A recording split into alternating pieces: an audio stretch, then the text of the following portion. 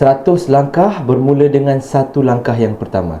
Siapa yang bercita-cita untuk ada 100 gram macam dekat tangan saya ni, boleh tengok video ini sampai habis.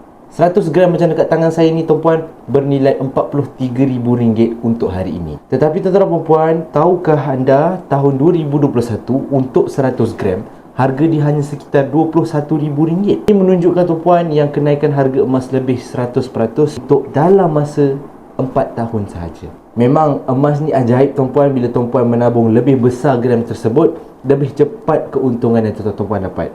Sebab yang pertama, harga per gram item yang lebih besar ini adalah lebih murah berbanding dengan harga per gram untuk item-item yang kecil. Tapi macam mana saya nak ada 100 gram ini kalau saya tak ada bajet yang besar? Ada satu platform yang dipanggil sebagai Account Emas Gap. Account Emas Gap ni tuan-tuan dan puan boleh menabung serendah RM100. Percayalah cakap saya, RM100 itu akan mengubah kehidupan kita. Sebab apa? Bila kita mula menabung, kata mentor saya Tuan Muhammad Zulkifli Syafi'i, keajaiban akan berlaku bila kita mula menabung. Maksudnya apa?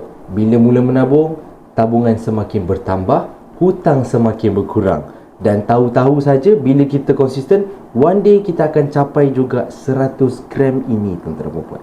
Kalau yang masih belum ada akaun Emas Gap, anda boleh klik link bio saya ataupun boleh rujuk pin video. Jadi kalau tuan-puan yang masih belum ada akaun Emas Gap, tuan-puan boleh klik link bio atau rujuk pin video dan saya akan bantu tuan-puan untuk dapatkan 100 gram ini dengan sebaiknya.